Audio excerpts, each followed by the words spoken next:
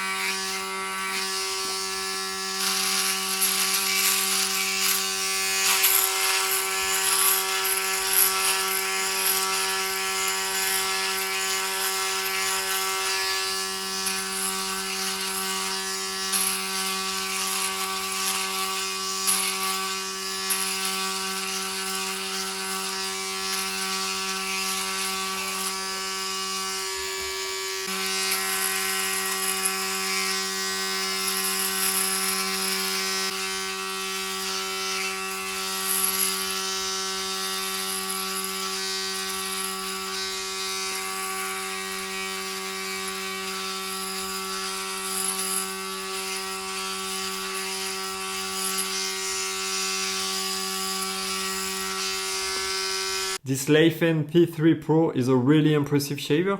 I've tasted many shavers over the years and I think this one gave me the best shave I've ever had. It shaves very close and leaves the skin really smooth and clean. The blades glide nicely on the skin and I never had any irritation or pulling. I was really impressed by the whole shaving experience.